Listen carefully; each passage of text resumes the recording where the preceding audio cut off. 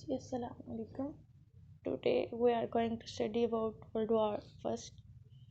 बात की जाए अगर वर्ल्ड वॉर फर्स्ट की तो इसकी टाइमलाइन है 1914 से लेकर 18 तक। ठीक है, बात करें अगर इसकी इमीडिएट कॉज की, इमीडिएट कॉज कहते हैं फौरी वजह।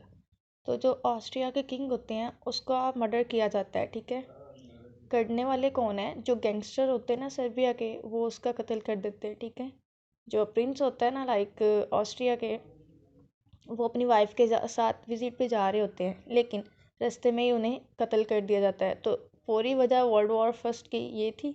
लेकिन अगर बात की जाए वर्ल्ड वॉर फर्स्ट के बैकग्राउंड की, तो इसके बैकग्राउंड में आ जाता है वेपन्स। ठीक है, यूरोप में तब तक वेपन्स बन चुके थे। ठीक है, जो मशीन गन्स थी उनका भी मतलब इंट्रो हो चुका था, यानी वो भी इंट्रोड्यूस हो चुकी थी। ठीक है, थर्ड वन जो रीज़न थी, जो अलाइंसेस थे ना, वो भी मतलब काफ़ी ममालिक के दरमियान हो चुके थे। लाइक जो फ्रांस, बरतानिया और रशिया था, इनका ट्रिपल अलाइंस हो चुका था।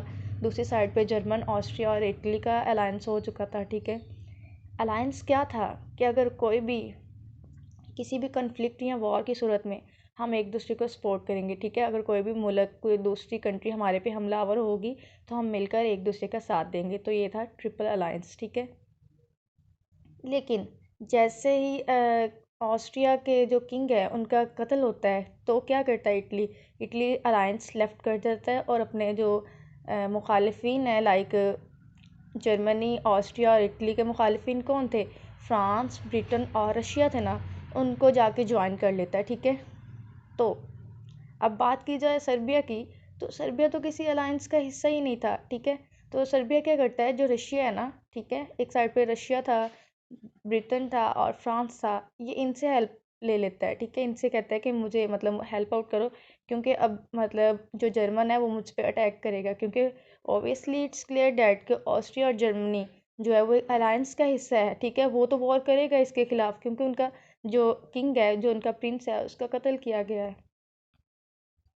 अब दूसरी साइड पे जो अलायंस का हिस्सा है उसमें सिर्फ जर्मनी और ऑस्ट्रिया रह जाते हैं। ठीक है, क्योंकि इटली जो है वो उन अलायंस का हिस्सा नहीं रहती और दूसरी साइड पे अपने मुखालिफिन को जाके ज्वाइन कर लेती है, लाइक फ्रांस, बरतानिया और रशिया को। ठीक है, तो अब एक साइड पे ये जर्मन और ऑस्ट्रिया, ये दोनों ही ममालिक ऐसे हैं जो एक दूसरे के साथ रह जाते हैं। ठीक है, ये क्या करते हैं, ये सर्बिया पे अटैक कर देते हैं। ठीक है, क्योंकि इनका जो ऑस्ट्रिया है उसके किंग का कत्ल किया जाता है ना, तो जर्मनी इसके इत्तेहाद का हिस्सा है, ठीक है, इसका साथी है। तो दोनों मिलकर क्या कर देते हैं, अटैक कर देते हैं कहाँ पे, सर्बिया पे। ठीक है, अब जवाब में क्या करना था, रशिया और जो फ्रांस है, सर्बिया था, उसने हेल्प मांगी थी ना रशिया से, तो रशिया के इत्तेहादी कौन थे, फ्रांस और बरतानिया, तो इन्होंने मिलकर ही रशिया का साथ देना था।